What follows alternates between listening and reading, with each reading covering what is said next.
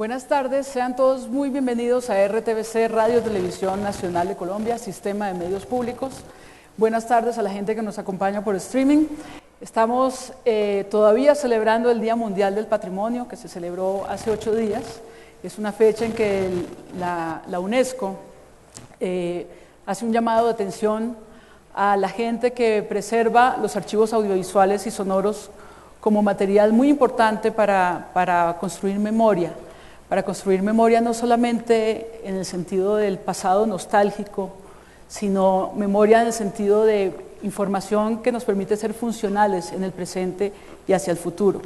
En esta fecha, el día que se celebra el patrimonio audiovisual, el Día del Patrimonio Audiovisual y Sonoro, se unen todas las instituciones que de alguna manera o registran o guardan registros audiovisuales y hacen este llamado de atención colectivo. Desde Señal Memoria estamos celebrando desde la semana pasada y se nos ha sumado, o nos hemos sumado, a nuestro canal Señal Colombia, quien hoy nos invita a ver el documental El Fin de la Memoria. El Fin de la Memoria es un documental coproducido con 2 casas productoras internacionales, una alemana y una francesa, y por Señal Colombia, por supuesto, y fue estrenado en pantalla hace 8 días, se repitió el domingo, que acaba de pasar, y hoy lo tenemos aquí vía streaming para ustedes y aquí proyectado en sala para ustedes.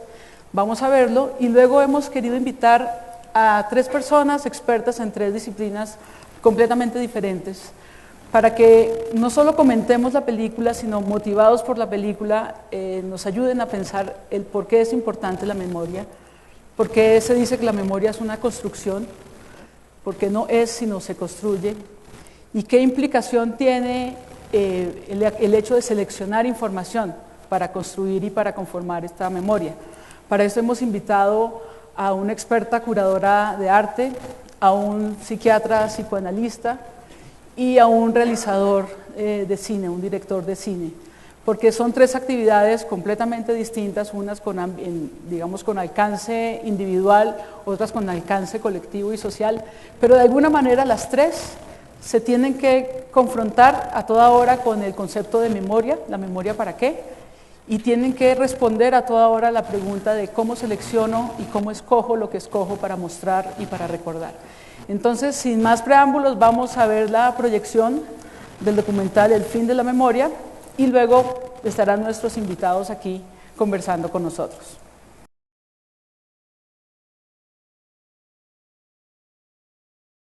Cada vez que termino de ver este documental quedo con una sensación de pánico terrible que veo que se va contagiando también a todo el mundo, ¿no? La primera vez que lo vi me lo mostraron los compañeros de Señal Colombia, salí corriendo a pedirle a mis hijas que estaban en vacaciones y son pequeñas a proponerles como actividad recreativa que me ayudaran a clasificar las fotos porque son miles, millones de fotos en el computador y dije se me van a perder, por lo menos las fotos guardémoslas, ¿no? Y creo que esta sensación de agonía y como de incertidumbre es la que evidentemente hace pertinente este documental para Señal Colombia, porque es un tema claramente de interés global, pero que atraviesa hasta el interés más particular e individual de este país y de esta nación. Y es esta sensación de angustia y esta preocupación la que hoy nos motiva para tener aquí a estos 4 invitados a este conversatorio que me voy a permitir presentar. Voy a empezar por Cristina Lleras. Cristina Lleras es curadora de arte, tuvo durante años la dificilísima tarea de escoger de alguna manera para el Museo Nacional de Colombia cuáles eran las piezas, cuáles eran los documentos que iban a ayudar a construir un relato además nacional, con todas las implicaciones que tiene en Colombia construir un relato nacional. Cristina Lleras es doctorada en museología, trabajó por muchos años como curadora de arte e historia del Museo Nacional de Colombia, posteriormente como gerente de artes plásticas del Instituto Distrital de Artes y recientemente como curadora y docente. También tengo a mi lado al doctor Ricardo Aponte, médico psiquiatra, psicoanalista, quien se ha dedicado a la práctica privada en su consultorio desde hace 15 años. Ha sido profesor de posgrado en psiquiatría en la Clínica Montserrat, de donde es egresado. Psicoanalista de la Sociedad Colombiana de Psicoanálisis, vinculado a actividades de comunicación, colaborador para medios impresos nacionales, consultor en áreas de investigación de mercados, en gestión cultural y para televisión. En síntesis, inquieto en temas de divulgación y uso del psicoanálisis en áreas no clínicas. Para nosotros era muy importante tener la perspectiva de un psicoanalista, psiquiatra, porque consideramos que de alguna manera la reflexión que se hace en términos del individuo es lo que sucede en el afecto o en las emociones asociado a la construcción de memoria, pues es en escala pequeña un poco lo que ocurre a nivel global y social, y de alguna manera estos procesos de selección o de lidiar con la memoria individual son las que condicionan, no quiero ser determinista, pero de alguna manera marcan la forma en que nos comportamos y nos relacionamos. Igual, en Señal Memoria, en nuestro archivo, consideramos que este trabajo de selección, de poner en conjunto, de privilegiar unos recuerdos o unos registros frente a otro, van a marcar una manera de entender nuestra relación en el país con los otros, ¿no? Y también tenemos a Clich López, director de cine colombiano, director creativo por 5 años en los inicios de City TV, director creativo por 2 años de Señal Colombia, director de series como Contenido Social, entre ellas Correo de Inocentes, que narra el drama de correos humanos, y la serie Promesa, sobre el tema de la esclavitud moderna, la trata de personas. Es el director de cortometrajes como Ciudad Crónica, Collar de Perlas, ambas ganadoras de estímulos de cinematografía. También director del documental de Rock al Parque, A los 15 uno ya es grande. Y es ahora más recientemente conocido por ser el director de la película Siempre Viva, estrenada en el Festival de Cine en Montreal, hoy en cartelera en cines en Colombia y próxima a representar al país en festivales del nuevo cine latinoamericano en Cuba. La presencia de Clich aquí también es importante para nosotros, no solo porque esté de moda en este momento con Siempre Viva, sino porque el oficio de un director de cine, que también tiene que escoger y seleccionar para armar un relato, pues también se asemeja y confronta la idea de para qué busco, selecciono y propongo una narración, ¿no? Entonces, estando aquí, pues la idea de este conversatorio es que entre todos nos ayuden a pensar el para qué la memoria, por qué entramos todos en pánico cuando vemos estas imágenes, por qué salimos corriendo a hacer algo con nuestros propios discos duros o nuestras propias vidas y nuestra manera de llevar esta hiperconectividad. Entonces vamos a empezar, vamos a trabajarlo en orden, vamos a trabajar primero con Clich. En el programa hay 4 preguntas, pero no hay que contestarlas una tras otra, simplemente es hacer una reflexión sobre por qué decimos que la memoria es una construcción, cuál es la diferencia entre el registro en seco y ya ese registro en función de construir una memoria, cuáles son las tensiones o qué implicaciones tiene seleccionar para poder proponer estos relatos de memoria, ¿y qué implicaciones tiene esto? Eso serían. Por favor, Clich. Fácil. Está fácil. Pues yo salí de mi casa esta mañana con mis apuntes, juicioso para esta cita, y llegué a la oficina y se me quedó la memoria, la USB. Y yo dije, qué curioso, qué casual, que a propósito, cogí el taxi, me devolví por la famosa USB y en el camino dije, ve, ¿qué significará USB? ¿Alguien sabe qué significa USB? Sí, serial universal, que hoy por hoy se convierte en algo omnipresente. Me pareció súper raro y súper extraño tener que depender cada vez más de las memorias pequeñas, grandes, chiquitas, lo que sea. Me pareció muy casual porque pues había organizado toda una carreta que aspiro que el tiempo me dé para ello, alrededor de la memoria, y también pensé que había sido invitado tal vez. ¿Hola? ¿Sí? ¿Suena? Ah, no, ahora sí. Sí, porque se le fue la batería. Que tal vez había sido invitado por la responsabilidad que tenemos los que hacemos imágenes de recuperar la memoria, como ocurrió con Siempre Viva. Y pensaba yo que el documental y el título del documental, El fin de la memoria, pues también el título es simpático porque yo no sé si se debe al fin de la memoria o el final de la memoria, el para qué. Y bueno, yo la verdad fue que hice como una propuesta alrededor de una película que me parece muy a propósito, una película que salió en 1982. Es una película que a mí pues me parece chévere, y tuve el placer de conocer a su guionista, que se llama David People. La película de la cual les hablo es Blade Runner.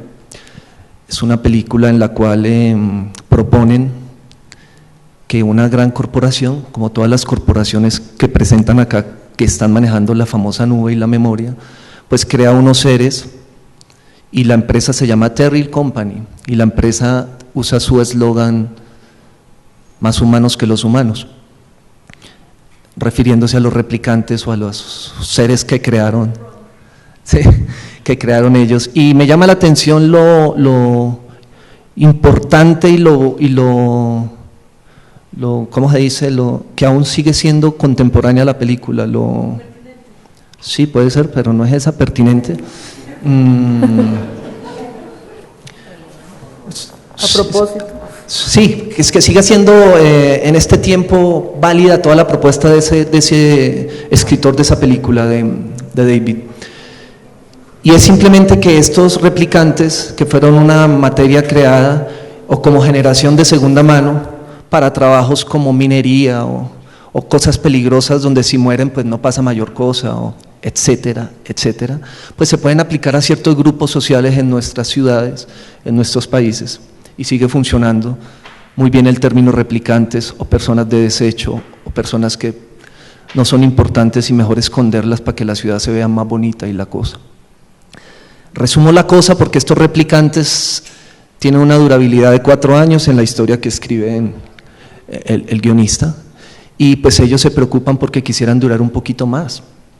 Entonces se meten a las ciudades y hay unos detectives que tienen que ubicarlos y descubrir quién de ustedes ahí es replicante, a través de unos test que aún existen, que es el test de la empatía, porque resulta que si somos empáticos, y yo todavía puedo descubrir belleza en la mirada de una mujer, o belleza en un cuadro, o que el Señor me siente en su consultorio y descubra mi problema, pues de alguna manera nos enfrentamos a la empatía como seres humanos.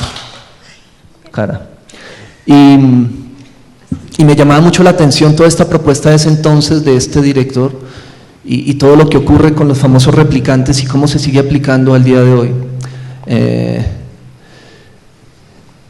Es que se me da la paloma porque estoy acordándome de la palabra que quiero decir, que ella dice que es la memoria. Entonces, pues estos tipos encuentran los famosos replicantes y les queda difícil descubrir si son o no replicantes, y qué es lo que los hace meterse en la ciudad, y simplemente lo que los hace es la perdurabilidad en el tiempo. El señor que creó los replicantes les inserta una serie de recuerdos, sencillos, tantos como él quiera, y entonces ahí ya yo creo que le tiro la pelota al señor, porque resulta que estos recuerdos lo que hacen con ellos es darle temporalidad a la memoria. Entonces uno dice, ayer le preguntaba a una amiga organizando toda esta carreta, cuénteme para usted qué es la memoria. Entonces ella de una decía, no, pues la memoria es los recuerdos que uno tiene. Yo recuerdo de chiquita una cosa y la otra y tal otra y la otra y la otra y la otra, y pues sí, la memoria son archivos que uno tiene ahí en la cabeza. Pero yo también pienso que la memoria significa un olor, un sabor. A lo mejor si uno no tuviera memoria, el hecho de uno replantearse la inspiración o las musas o escribir algo a partir de nada. Y pues tengo una serie de preguntas las berracas, y es si no existieran las imágenes, porque Aristóteles dice que sin la imagen no puede haber recuerdos y memorias, pues a mí toda esa vaina me conflictúa en la cabeza como hacedor de imágenes. Entonces, resumiendo este tema de la película, pues yo creo que mire usted que la memoria hace parte de nuestra historia, atraviesa toda la historia, es con un miedo a simplemente no hacer historia. Y yo creo que es válido no ser historia, pues porque simplemente la existencia nos hace grandes también, ¿no? A mí no me asusta no tener álbumes, pues porque no tengo, y eso es válido también, pero también es chévere a veces ir a la casa y ver las fotos, pero no sé si dije ahí cosas importantes. La película entonces resumía diciendo que a través de los ojos y un estudio que hacían a la pupila podrían descubrir si ella era o no replicante. Hablo de Raquel, que es la replicante.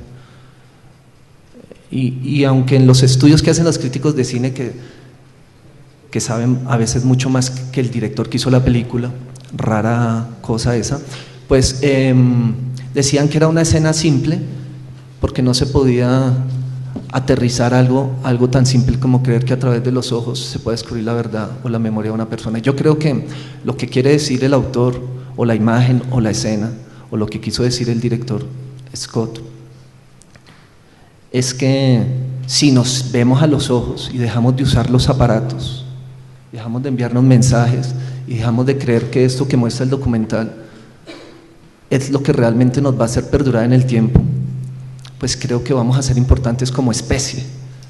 Y paradójicamente, como empieza el documental, es que lo que más perdura en el tiempo es la memoria que dejaron en las piedras. Creo que no hubo algo que superara ese tiempo hasta ahora, y creo que esa paradoja de la memoria resume muy bien y nos resume como especie. Si dejamos de pensar en traspasar el tiempo en la inmortalidad y pensar en el presente, a lo mejor seremos mejores seres humanos. ¿Sí? ¿O tengo más tiempo? Perfecto, ¿no? Perfecto. Muchas gracias. Blade Runner es la película. O tenía que hablar de Siempre Viva, ¿no? Es que quedé perdido. No tenías que hablar de Siempre ¿No? Viva, no necesariamente. Okay. Ya es suficiente. Blade Runner es la película, efectivamente. Dice que al final la frase es contundente: todos estos momentos se perderán como lágrimas en la lluvia. Es tiempo de morir, dice el personaje, y se lanza por un precipicio, ¿no? Que ese es el final del director, porque el productor quería un happy end de esos que quieren algunas cosas. Hay dos versiones de final en esta película. Otra fue sugerida por el público, ¿no? Sí. La segunda versión, entonces hay que verla con las dos finales. Una vence la memoria y la otra vence la sin memoria. Muchas gracias, Cristina. Bueno, yo creo que tenemos esta obsesión hace, no sé, unas 3 décadas más o menos que hablamos del boom de la memoria, y entre más nos consterna y entre más miedo nos da, realmente sabemos menos qué hacer con eso que nos queda del pasado, porque hoy en día preguntamos para qué es el pasado y nadie realmente sabe, más allá de decir para no repetir, bla bla bla, que sabemos que pues, es un invento de alguien que nos hemos dedicado como a replicar, pero nadie nos puede dar evidencia de que realmente sea así. Entonces es como esta paradoja, ¿no? A mí realmente la angustia que me produce el documental es ver todo ese montón de cosas guardadas y replicadas. Qué angustia tener esas fotografías que uno alguna vez puso accidentalmente o en algún furor en Facebook y que van a estar ahí absolutamente para siempre. Entonces hay un pequeño error que cometemos cuando hablamos de memoria como acumulación de información, de fotos, de archivos, de lo que sea, porque la memoria es recuerdo y es olvido, ¿sí? Francamente no podríamos existir recordándolo todo, ¿no? Y es perdón con los franceses, pero este absurdo de guardar 10.000 páginas de internet con toda la basura que eso puede contener. Entonces yo creo que el fin de la memoria es también el fin de esa selección, ¿no? Y la oportunidad y el derecho a olvidar también, ¿no? El derecho a que si uno no quiere tener álbumes de fotografía, pues eso sea totalmente válido. Entonces ese tema de qué hacer con el pasado me parece que es algo que sigue ahí, y en algunos cursos sobre museología yo les pregunto a los estudiantes, bueno, los museos son sobre el pasado, sobre el futuro, sobre el presente, porque tenemos como esta idea, ¿no? Que los museos nos hablan del pasado, y realmente no es así. El museo es una cosa, una plataforma o una estrategia, o como le queramos decir, que nos tiene que hablar ahora.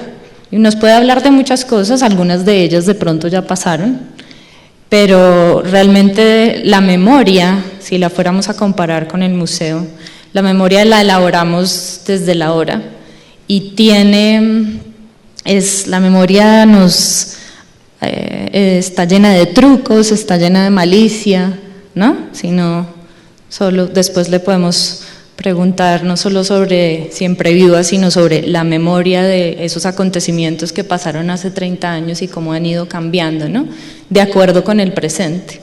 Entonces, el pasado ya no lo podemos recuperar, ya lo que pasó, pasó, pero ¿qué hacemos con él? Eso es realmente la pregunta. El otro texto que yo utilizo en mis clases Blade Runner, en las clases de introducción a la historia, y el otro texto es un texto de Borges que se llama Funes el Memorioso, donde lo que habla es un cuento donde habla de la importancia de olvidar para poder seleccionar y darle prioridad a unos recuerdos y poder vivir hacia el futuro. Funes se gastaba cada segundo de su vida presente recordando cada segundo del día anterior, entonces clausuró el tiempo, no podía vivir, que es un poco lo que está diciendo Cristina. Si reunimos tanto, pues que guardamos todo, pues cómo seguimos mirando hacia el futuro. Y es un poco la idea que creo que hacen los seres humanos cuando duermen por la noche, es lo que entendemos. Por la noche, cuando dormimos, el cerebro de alguna manera selecciona vivencias, recuerdos, se queda con unas a corto, a mediano y a largo plazo. Y ahí le damos entrada a nuestro psiquiatra, psicoanalista, porque esa selección que hacemos de alguna manera va a afectar la manera en que nos comportamos y nos relacionamos. ¿Aló? Bueno, oyéndolos a ustedes dos, creo que vale la pena hablar de la memoria como esa forma que tiene nuestra mente o nuestro cerebro para retener imágenes, situaciones, vivencias. La memoria nos sirve para darnos cuenta de lo que hicimos y probablemente para ver qué vamos a hacer hacia futuro o incluso en el presente. Una de las cosas básicas del psicoanálisis, y yo voy a hablar un poco más de mi mirada, digamos que menos social y menos global y más puntual con personas, individual, y sobre todo digamos que muchas veces son personas que sufren o han tenido dificultades, que es lo que generalmente ve uno en su trabajo. ¿Y qué hacer con los recuerdos, por ejemplo? Porque hay recuerdos que vale la pena recordar, pero hay otros que la misma mente se encarga de no recordar, y no necesariamente porque uno quiera o no hacerlo. Ustedes han oído hablar de una palabra que seguramente pues es común, que se llama la negación, que es un mecanismo de defensa que sabemos que existe y que precisamente en la película lo vi cuando la madre no es capaz de reconocer que algo pasó y sigue funcionando como si no hubiera pasado.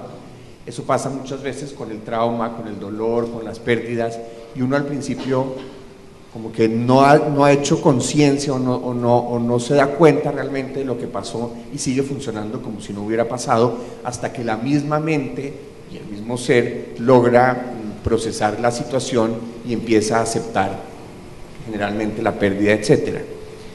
Entonces, la misma mente se ha encargado de ver cómo selecciona qué recuerda y qué no recuerda.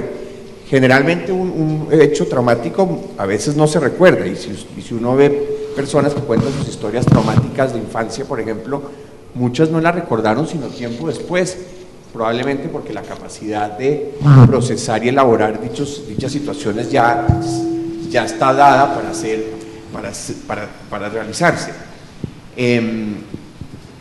Por eso la pregunta de si la memoria, si uno debería guardar todo o no, yo creo que la misma mente ya se ha encargado de eso.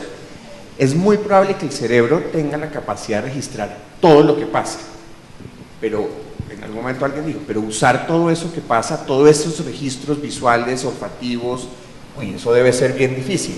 Entonces probablemente el mismo cerebro y la misma persona se encarga de seleccionar qué guarda y qué no, pero eso si lo miramos desde un punto de vista muy psicológico, muy, digamos, neurológico. Pero resulta que la mente y el ser humano también funciona conscientemente, y no todo es tan automático ni tan biológico, porque las personas pensamos, decidimos, y muchas veces decidimos qué recordar y qué no. También, no como un ejercicio inconsciente, sino como un ejercicio consciente. Y precisamente en la película, también el otro protagonista, Siempre Carlos, Vivo, o en Blade Runner. no, en Siempre Vivo, en Siempre Vivo. precisamente la vi ayer y la tengo Son muy presente. tres películas, El fin de la memoria, Siempre viva y The Runner. Este personaje, que a su hijo lo tienen capturado en Estados Unidos porque decidió llevar 1 kilo de coca y bueno, lo cogieron. Este personaje que tiene consciente ese hecho funciona como si no existiera ese hecho. Ese es otro proceso que se llama la desmentida, y es cuando uno se tapa un ojo y funciona como si no hubiera pasado nada, que es diferente a la negación. Y eso me parece interesante porque ahí es donde uno conscientemente empieza a seleccionar qué recuerda y qué no, o qué usa y qué no. Que en todos estos procesos de guardar las memorias, que me parece que son básicos para la historia, yo creo que hay un montonón de, digamos, el señor que espichó A o B y decidió guardar A o B, y qué quedó para la historia y qué no quedó para la historia. O por ejemplo la ficción, cuando hay historias de ficción que si quedan representadas en algún hecho o en alguna situación, uno se pregunta, ¿eso fue verdad o no fue verdad? Y finalmente, para terminar un punto desde la mirada psicoanalítica, hay una cosa que se llama la representación, y es cómo yo tengo en mi cabeza, o cómo viví, o cómo hoy en día cuento la historia de la historia. Y siempre uno le mete algo a una historia, un pedazo adicional, o siempre la quiere contar más, o más chistosa si es el caso, o más dramática si es el caso. Entonces uno todo el tiempo está interviniendo la historia, y eso es lo que nos hace los seres humanos, yo creo. Entonces por eso el afán por registrar las cosas me parece que es fundamental para el Estado, para la ciencia, pero probablemente nosotros creo que nos queda eso un poquito grande, porque digamos que nos pone a pensar sobre qué tan necesario es guardar todo. Y tú decías otra cosa, yo creo que es la clave de la memoria, y es el afecto. Yo creo que los recuerdos generalmente son como imágenes o situaciones, pero cuando están atravesadas por una situación emocional, probablemente es cuando quedan más registrados, ya sea por alegría o por dolor o por otro tipo de situación. Y ahí es donde, por ejemplo, uno puede hablar de aprendizaje, que es diferente y esa cuestión de memorizar versus aprender. Y generalmente uno aprende cuando quiere lo que está aprendiendo, cuando lo entiende, es decir, cuando le mete un poco de afecto a la situación y se vuelve ya algo hay una introspección de ese hecho y finalmente se vuelve aprendizaje. Bueno, esto es como un barrido de cosas desde lo que yo veo, y bueno, me surge una pregunta antes de vamos a dar la palabra al público ahora para que pregunten ellos, pero en Colombia Gabriel García Márquez nos hizo famosos con la idea de que éramos la tierra del olvido, esta amnesia colectiva que sufrían los personajes de 100 años de soledad hacía que no recordáramos las matanzas de las bananeras, que no recordáramos un montón de hechos violentos, porque habíamos escogido olvidar. Llevamos 15, 20 años en un boom 30 años en el boom de la memoria, pero 15 años de alguna manera restringiendo en el discurso social y público la memoria al hecho victimizante. Entonces los centros de memoria, los lugares de memoria, la investigación sobre memoria se ha volcado hacia la memoria de la gente que ha sufrido el conflicto armado, no sé si como un mecanismo de defensa ante esta tierra del olvido, pero también como alguien que conoce muy bien esos procesos de memoria y de reparación, no sé si esta noción de memoria ha ido restringiendo y simplificando lo que es la vida de los colombianos, hayan sufrido o no el conflicto armado, ¿no? Y yo quería que una ronda donde cada uno nos hablara un poquito de esto, si reducir, tú que acabas de pasar por la experiencia de trabajar con las víctimas, ellos reivindican que son mucho más que víctimas, que tuvieron un pasado antes de ser victimizados, un presente y que tienen un futuro. Quería que nos hablaras, cada uno que nos hable desde su perspectiva sobre este enfoque, ¿no? Pues es que vigente era la palabra. Vigente. Me siento muy bien, eso no descansa. Vea, como nosotros creemos que todo lo vemos a través de la televisión y la radio en ciertos lugares geográficos de Colombia, entonces el conflicto ocurre por allá, eso no es con nosotros, entonces uno se siente ajeno al tema, por un lado. Segundo, cuando uno habla con personas cercanas a un conflicto, sea el que sea, desplazamiento, personas ausentes, desaparecidos, personas que pertenecen al conflicto por alguno de los grupos armados, pues uno ya empieza a entender de qué manera narro una historia, ¿no? Hablo estrictamente como un contador de historias. Entonces, es muy interesante cómo el país sí parece ser que es más práctico olvidar, por lo menos se sana más fácil. Ocurre en todas nuestras familias, un gran conflicto, a los niños no le cuenten, esto dejémoslo acá, ellos no se pueden enterar. Y esa vaina va creciendo con el tiempo, y en todas las familias colombianas hay grandes secretos bochornosos que esconden debajo del tapete. Y esa vaina hacerle catarsis es súper sanador. Yo lo que encontré con muchas familias que han vivido de cerca el tema de los desaparecidos, en el caso de Siempre Viva, pues es que falta mucho hacer el duelo, pero también por el tema que usted dice de la negación, de yo quiero verla entrar por esa puerta algún día porque hasta ahora no sé dónde está. De manera que yo guardo la esperanza, pero esa esperanza y esa incertidumbre acaban a la gente y se van secando realmente, físicamente, y la pena moral los va agotando, porque no hay respuestas. Yo leí una frase muy rara que dijo el presidente Turbay, y es: para acabar con las ratas, quememos el granero. Es una frase pues rara, escabrosa, misteriosa, maliciosa, que venga de una persona como él. Y yo creo que mire que revuelvo todo pues porque uno se llena de imágenes, y el Palacio de Justicia estaba lleno de memorias y de casos abiertos y casos por cerrar, la extradición, temas de derechos humanos, desaparición forzada, que en ese entonces no existía el término, pero estaban ahí en archivos, y lo más fácil era quemar el granero. Entonces todo se va uniendo, todo tiene una razón, pero la verdad sigue escondida. En nuestro caso, lo que tratamos de hacer con Siempre Viva es hablar de lo cotidiano y cómo personas normales, porque a uno no lo preparan para el conflicto, ni a mí me están preparando hoy para yo de pronto llegar a la casa y si tuviera novia, mi novia me terminara, entonces yo estoy preparado para llorar un ratico, o a llorar 2 minutos, y luego me pasa, no, el tiempo no está preparado. Entonces un poco lo que ocurre con Siempre Viva fue pensar en el tiempo real, porque las emociones llegan a tiempo real. A uno no lo preparan para decir mañana no va a ver a su mamá porque se fue a trabajar al Palacio de Justicia y no volvió, pero es que aunque ella salió viva porque ahí está en el video, pues es que no aparece. Entonces eso es raro, eso es una película muy extraña en la imagen de cualquier persona normal.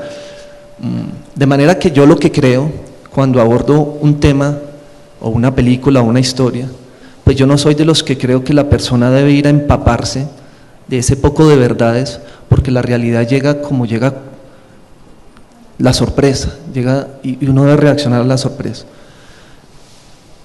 Para cerrar el tema, creo que lo que es válido de hacer memoria con el cine colombiano es que lo que decían los familiares de las víctimas cuando veían la película Siempre Viva es que es recordarle a la gente que personas como ellas existieron y tenían cédula y tenían una cama que las familias estaban esperando para que la ocuparan y las familias le dejaban la comida servida durante mucho tiempo. Es la validez a personas que no están ocupando sillas, que las pueden estar ocupando y existen y nadie le ha dado respuestas a ellos. Yo creo que el hecho de que la taquilla no funcione en ciertas películas como Siempre Viva o otras películas que cuentan temas diferentes, obedece a que queremos olvidar y no hacer memoria. Es más fácil yo llevar a mi familia y ver La Gorda, mi bella gorda, el paseo, esas cosas. Se armó La Gorda 2 o se armó La Gorda 3, pues para divertirse, porque es una forma de entretenimiento y de cerrar lo que usted llama la negación del sufrimiento y salir cagados de la risa, a yo llevar a mi familia a ver una película que los va a poner en un conflicto muy berraco y tener que hablar. Algunos preferimos lo segundo, pero una gran mayoría prefiere lo primero. Yo creo que nosotros tenemos que hacer ahí resistencia, de alguna manera contar las historias que queremos decir en aras de hacer memoria, porque si no lo hacemos nos vamos a quedar con historias ligeras y sin nada de qué hablar después. Gracias. Cristina. Pues lo que hemos visto en un espacio de tiempo muy corto es un cambio radical en el lenguaje y en la política.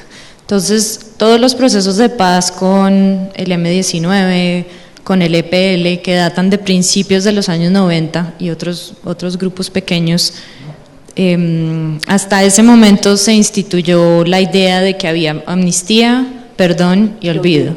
De ahí para atrás, pues los archivos de lo que se llama, entre comillas, la violencia, etcétera, etcétera, fueron destruidos, y no lo digo con una, digamos, con una intención moral, sino que en ese momento la política funcionaba de esa forma, ¿sí? La reinserción, la dejación de armas, etcétera, etcétera, estaba concebida así.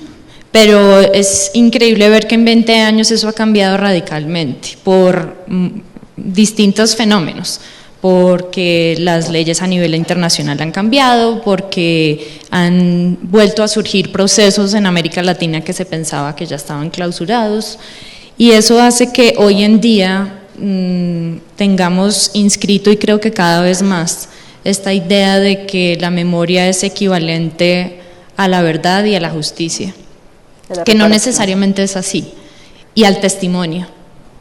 El testimonio cada vez cobra más fuerza, digamos, muchas veces para bien, para poder oír justamente esas voces que a veces ni siquiera las oímos, ni siquiera sabemos que están ahí, pero que tiene otro componente, y es que el testimonio y la memoria terminan desplazando la historia. Entonces ya la historia se ve como la cosa fea que hay que esconder, y solo queremos saber de la memoria. Habría que explicarle a la gente no especialista la diferencia entre memoria y historia, así cortica. Pues la memoria es una de las maneras en que accedemos al pasado, y la historia es mucho más amplia, abarca la memoria, pero abarca otro tipo de, digamos, de revisiones y de confrontaciones del pasado.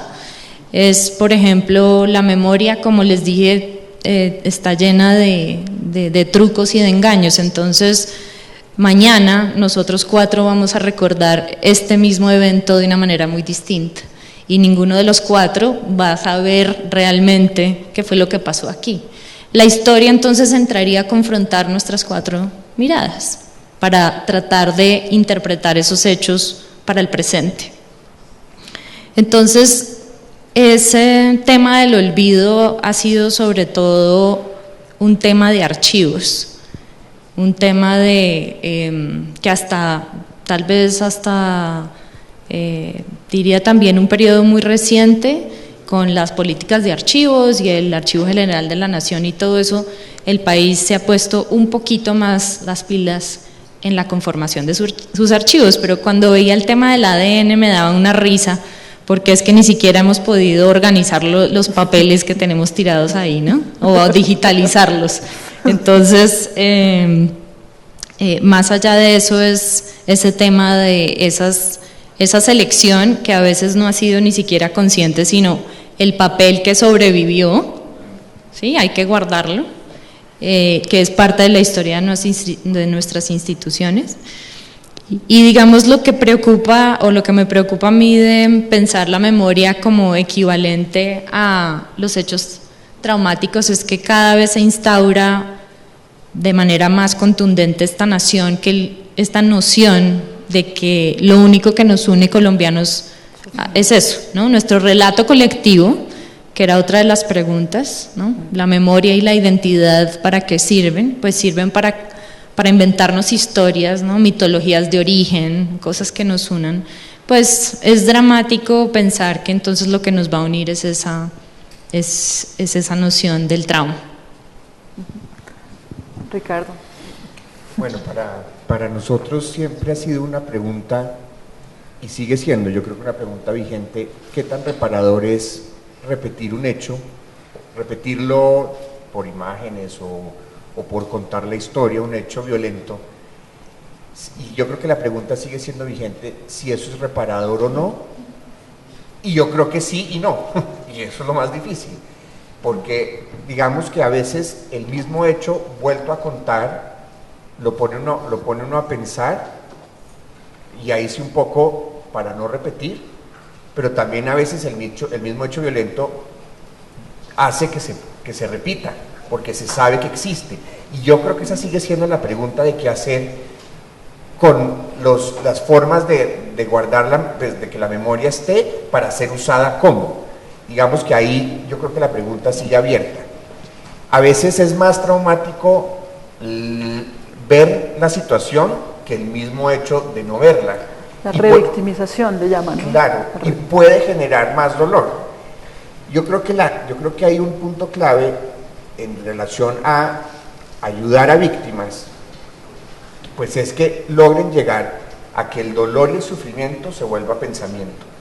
Pero pensamiento no es intelectualizar, no es argumentar, sino es lograr que el afecto se una con las ideas y que la persona logre decir, bueno, esto es una situación que existió, pero no es la única, no es lo único y ha habido otras más. La memoria no es solo el hecho doloroso, sino la memoria es todo. Lo que pasa es que estamos, y creo que ya en esta situación, digamos, de violencia, uno supone que lo que dice Cristina, que la memoria es como solamente el hecho violento. Yo creo que memorias hay muchas. Y ahí es donde uno puede hacer realmente una buena combinación y poder llegar a una situación en donde realmente deje existir la víctima y el victimario, porque uno sabe que es como dos caras de la misma moneda, y finalmente lo que hay es personas. Y si uno logra llegar a ese punto, creo que ahí logra resolverlo. La memoria ayuda, pero hay que saberla usar. Sí, bueno, mi experiencia trabajando con comunidades que en principio se niegan a llamarse víctimas, sino son resistentes. Ellos son víctimas en la medida en que jurídicamente necesitan un reconocimiento como víctimas, pero se consideran resistentes al conflicto. Y precisamente lo que reivindican es que mientras el conflicto pasaba por sus territorios, ellos resistían a través de actos cotidianos, de fiesta, de alegría, del simple hecho de salir a pescar. Podía ser un acto de resistencia que desafiaba el orden y el ordenamiento del territorio por algún grupo armado, ¿no? Y ahora la reivindicación, cuando reconstruyen sus relatos a través de procesos de memoria, unos orientados por el Centro de Memoria Histórica, otros espontáneos, es que ellos quieren mostrar que más allá de los hitos que marca la violencia, el conflicto, ellos tienen otros hitos de resistencia, de cosas que aparentemente son inasibles o son tan cotidianas que no son evidentes, ¿no? Ir al colegio, querer levantarse todos los días con el firme propósito de ir al colegio sabiendo que desafías un campo minado, que tienes que atravesar dos horas, es el rodeo que tienen que hacer los niños de San Juan de Arama para ir a la escuela, pero van con el firme propósito de que no se van a quedar en la casa y no se van a quedar sin estudiar porque llevan 20 años esperando que alguien les quite las minas del camino corto que los lleva hasta el colegio. Y ahora la reivindicación en los relatos de memoria es que quieren que eso también se note como memoria, esas resistencias, ¿no? Bueno, el tiempo se nos acaba, entonces vamos a abrir una ronda de preguntas al público, por favor. Allá hay un micrófono, allá está Paola, que viene con el micrófono, ahí está el micrófono. Buenas noches.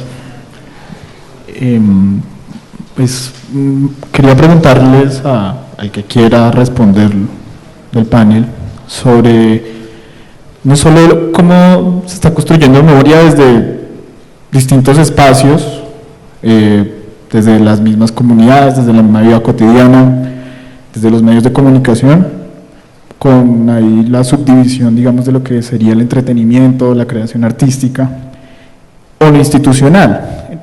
Hago aquí una breve diferencia, digamos que desde las instituciones, usted estaba hablando, jurídicamente se construyó la noción de víctima, y bueno, todos sabemos que eso tiene una cuestión problemática, que desde el Estado se llame víctima a un sobreviviente del conflicto, pues es complejo, y esa idea de resistencia, si ellos mismos se consideran resistentes, tal vez ese sería el concepto que podría prevalecer en lo que se discute públicamente.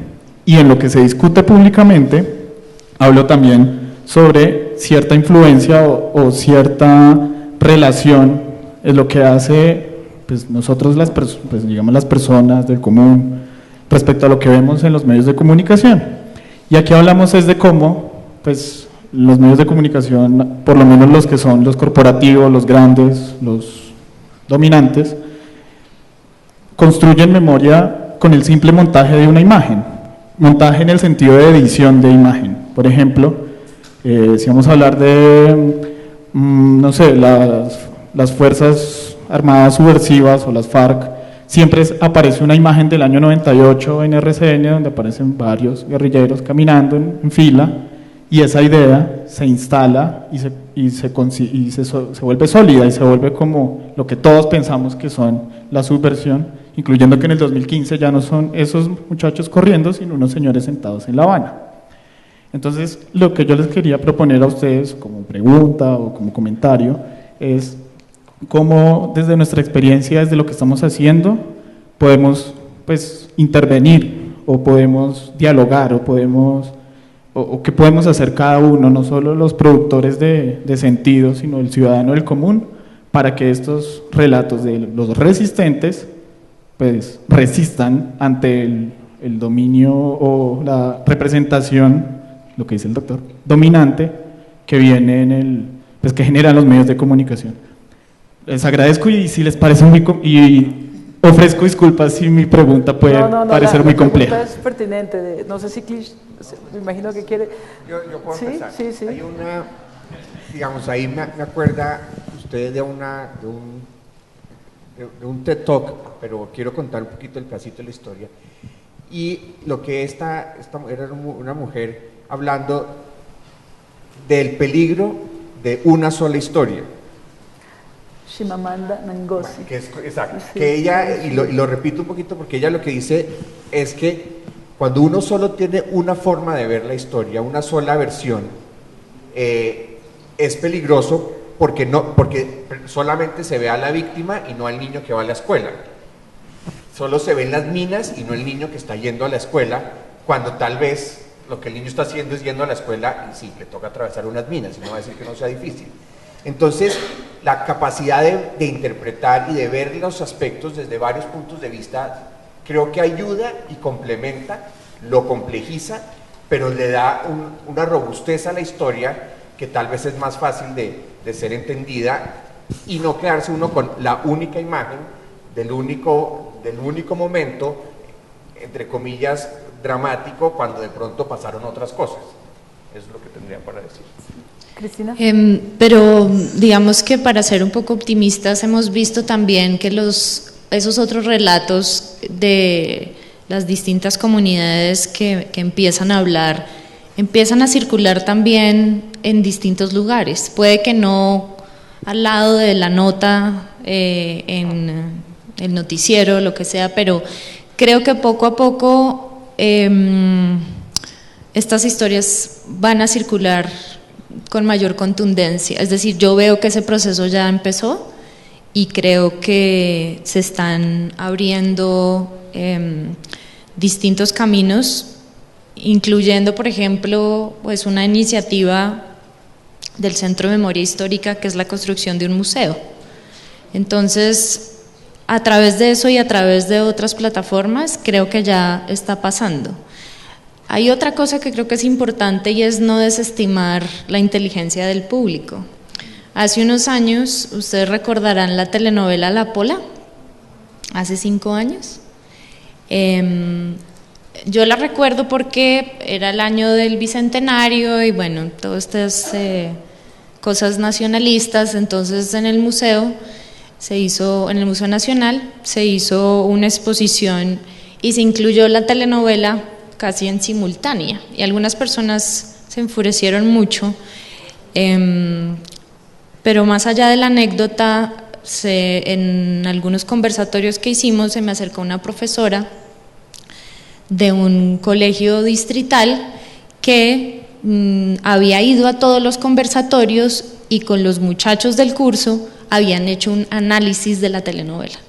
Entonces, digamos que ellos mismos habían hecho su ejercicio reflexivo y crítico sobre las imágenes que estaban consumiendo. Claro, puede que usted me diga, pero es que ese es un caso aislado, pero lo que quiero decir es que a veces pensamos que es que la gente solamente está digiriendo esas imágenes descontextualizadas, y quizá hay mucha gente elaborando herramientas sobre qué hacer con esas imágenes.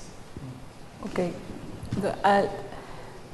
Bueno, nosotros desde el archivo, desde Señal Memoria, acabamos de pasar por una situación compleja, y es que venía la Semana de la Memoria, relacionada con el movimiento de víctimas que reivindican la memoria del conflicto armado. Y con nuestro equipo, que debe estar por ahí, Ana María y Luisa, pensábamos, bueno, vamos a hacer una línea de tiempo de la paz, sobre paz. Y empezamos a reunir la información disponible, porque el archivo todavía no está catalogado completamente, no es fácil acceder a la información. Y después de un primer barrido, lo que encontramos en nuestra línea de tiempo de la paz era realmente una línea de tiempo de guerra. En los momentos en que la historia de Colombia se ha hablado de paz, pues realmente lo que ha ocurrido es guerra. Son momentos de muchísima confrontación. Entonces empezamos a pensar cómo hacer notar eventos que no fueron nombrados ni como paz ni como guerra, pero que construyeron otras formas de relación más solidarias. Y ahí creamos una categoría que se llama Cuando hicimos la paz y no lo dijimos.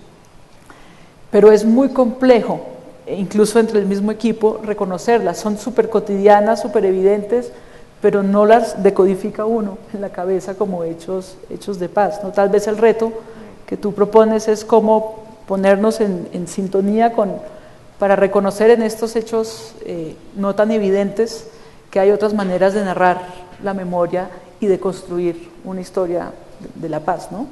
No sé si hay otra pregunta.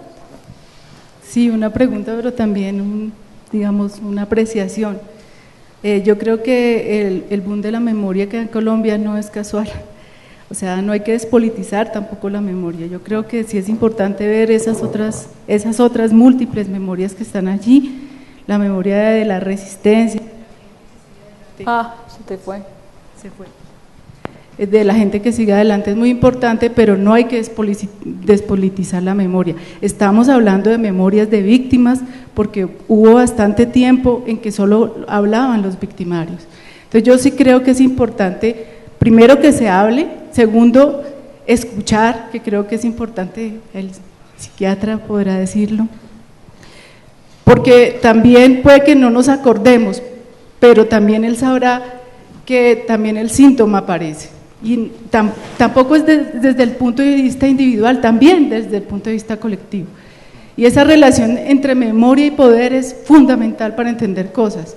Yo quedé aterrada con el documental, pero no porque se me pierdan las fotos, es porque ¿quién tiene mis fotos? ¿Sí? Hay que leer a Bauman, Seguridad Líquida, y hay que entender que ellos son los que van a decidir qué es lo que se recuerda. Quien selecciona es un ejercicio de poder. Por eso es que yo sí creo que es importante que pensemos otras maneras de hacer memoria. Quizás la memoria es la vivencia, quizás nos quede el instante, quizás no tengamos que preocuparnos muchísimo de tener tantos datos. Paul Ricoeur dice que podemos acabar con la memoria sobrecargando de recuerdos, porque sobrecargar de recuerdos, imágenes todos los días sobre violencia, nos hace olvidar la violencia que existe. Los 3 Caínes, que también son una apuesta desde la televisión colombiana, lo que hicieron fue mostrarnos solamente, y lo dijo claramente el libretista, solamente la versión interesada de aquellos que fueron los victimarios en un juicio que solamente les favorecía a ellos.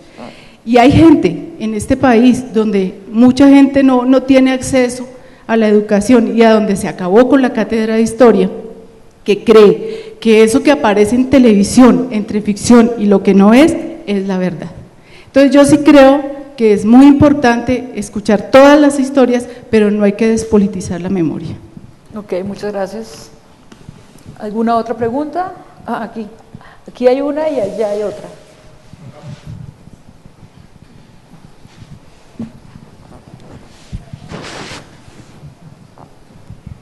Buenas noches. La pregunta mía es muy concreta y pasa por algo que creo que se ve en la mayoría de nuestras casas. Las generaciones antiguas, nuestros padres o nuestros abuelos, tienen claros los recuerdos en la memoria. Ellos sí saben cómo fue que se producieron, dónde pasaron los acontecimientos. Mi pregunta va que la generación de hoy en día, ¿la memoria es digital?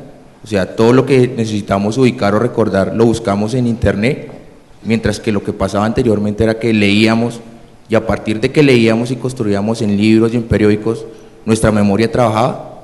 Es como la pregunta que quiero dejar. La idea yo creo que es para nuestro psicoanalista. Bueno, ahí usted está hablando de una cosa que yo creo que se llama la memoria accesoria, y es todo lo que el ser humano se ha inventado para ayudarle a la memoria. Probablemente nuestros padres tenían otros tipos de ayudas, y lo que se piensa es que obviamente el disco duro que tenemos todos en la cabeza cada vez es más especializado, cada vez le cabe más información, y cada vez tiene que seleccionar mejor su información y usar herramientas para que esa información sea bien utilizada o sea útil finalmente. Pero memorias accesorias creo que hemos tenido siempre. Ahí sí, un poco como el documental decía, desde la piedra, desde el olfato, desde el recuerdo de que la manzana la asocié con algo, o cuando me la regalaron o no sé qué. Entonces digamos que lo que se ha usado para acordarnos ha sido múltiple, y hoy en día creo que, bueno, sin duda hay un montón de herramientas mucho más sutiles y más precisas, pero la misma mente desarrolla otras habilidades y otras cosas para seguir creciendo en general. Aquí otra pregunta. Hola, mi pregunta es para Cristina. Con relación a lo que dice el psiquiatra, ¿tú considerarías válido la categoría de negación, desmentimiento, desmentir o en resolución o apoyo para los documentos de las víctimas? En el proceso, ahora todo de la memoria, y como estoy viendo el proceso de paz que utilizan la historia de cada víctima, me parece muy importante lo que dice el psiquiatra, que cada persona siga su proceso de negación, desmentimiento o de resolución. Entonces quisiera saber, yo estudié bibliotecología, entonces es para saber la clasificación, porque es importante hacerlo como de manera más personalizada y respetando los tiempos personales. Entonces, ¿me entiendes? Yo puedo ayudar. No sé si te refieres al proceso de archivo de los documentos. Claro, pero más allá de archivo es también del tratamiento de esos documentos y del tratamiento de los procesos personales con las víctimas. O bueno, si algún otro quiere hablar. Pues, a ver, el olvido y el recuerdo intervienen en varios momentos cuando se están, digamos, elaborando narrativas que dan sentido, ¿no? Porque, bueno, podríamos mirar un testimonio y eso nos da un fragmento de un acontecimiento, pero tenemos varios problemas. El primero es justamente cuáles son esas fuentes que se graban, independientemente de cómo se graben, si es un documento escrito o digital o lo que sea. ¿Cuál es esa selección de qué se va a clasificar y a guardar? Luego, la selección de qué es lo que se va a utilizar para elaborar ese relato. Luego, la interpretación, y luego la elaboración de una narrativa. Entonces, no sé, la persona que habló ahora hablaba de una despolitización, pero pues ninguno de nosotros se ha referido a una despolitización. Es más, creo que ha ocurrido todo lo contrario, pero la memoria siempre ha sido política. Justamente por eso es problemático hoy en día hablar de lo que pasaba hace 25 años, que era simplemente olvidar. Entonces, esos procesos se complejizan. En el caso, por ejemplo, de la Comisión de Verdad que se conformó en Sudáfrica, uno de los problemas que tuvieron al inicio es que se estaban tomando, digámoslo, versiones libres de las víctimas, pero eran relatos que podían durar muchísimo tiempo en su narración y en la fijación en un documento. Entonces, eso infortunadamente produjo un hecho que luego llevó a la utilización de protocolos muy específicos que en muchos casos cortaron o coartaron esos relatos y los redujeron a cosas que se pudieran volver manejables. Entonces, toda esa configuración de archivos testimoniales tiene altísimos grados de complejidad, que no es solamente fijar una narrativa de un acontecimiento, sino lo que tú dices después, ¿quién va a coger esta narración y qué va a hacer con ella? Yo ahí complemento, no todo registro testimonial hace parte de la construcción de memoria colectiva. Ahí hay un acto de selección que es político, pero empieza por una decisión personal. Hace poco en un foro sobre verdad, justicia y reparación, Kofi Annan hablaba sobre el problema de la verdad al que nos vamos a abocar si hay proceso de paz. Porque él decía, ¿qué tanta verdad vamos a poder procesar jurídicamente? Por ejemplo, una vez se dice un hecho y se habla de un hecho que está relacionado a la victimización o a un delito, pues hay que iniciar un proceso jurídico para verificar, para investigar, y no necesariamente un país que lleva 50 años de confrontación armada está preparado y tiene la infraestructura preparada para asumir toda esa verdad. Y en ese foro decían que lo que están haciendo es, al recoger los testimonios, es que se hace una primera sesión, o varias sesiones, un primer nivel, con personas, con psiquiatras, psicoanalistas y gente que hace experta en atención psicosocial, que son los primeros que acompañan a recoger este testimonio, y ahí hay un ritual, y es complejo, donde la persona debe decidir qué de todo lo que contó lo guarda para sí, lo deja para la investigación jurídica o lo dona para la construcción de memoria colectiva, pero es fundamentalmente una decisión de la persona, de cada quien. Si esa persona autoriza, y ahí el trabajo inmenso del Centro de Memoria Histórica, que es la que está haciendo este trabajo, de ordenar y de clasificar toda esta información, va pasando a otros niveles, ¿no? Exactamente en eso estaba pensando, que así más o menos debía ser. La última pregunta es para ti y es encargo de un profesor de colegio público de acá de Bogotá, y es ¿cómo poder acceder a este documental para mostrárselo a los estudiantes? Por ahora, el documental, tienes al lado a la persona que te podría contestar mejor que yo. Yo voy a pedirle a Luis, a Lucho, que conteste esa pregunta, sí. El documental recién estrenó, digamos que tiene una semana de estar al aire. Entonces, yo creo que la mejor manera en este momento es estar pendiente de las futuras repeticiones que vamos a tener. Más adelante seguramente vamos a tenerlo en nuestra página web, Geobloqueado para Colombia, para que las personas puedan acceder a ver el documental allí. Pero por el momento estar pendiente nuevamente de las emisiones del canal, estar pendiente de la parrilla de programación. Que es la forma más democrática, pública y masiva de acceder al contenido realmente, ¿no? Muchísimas gracias a ustedes, gracias a Klish, que tuvo que irse porque tiene otro evento, muchas gracias a Cristina, muchas gracias a Ricardo, muchas gracias a ustedes. Estar un martes a las 5:30 de la tarde son muy valientes, ¿no?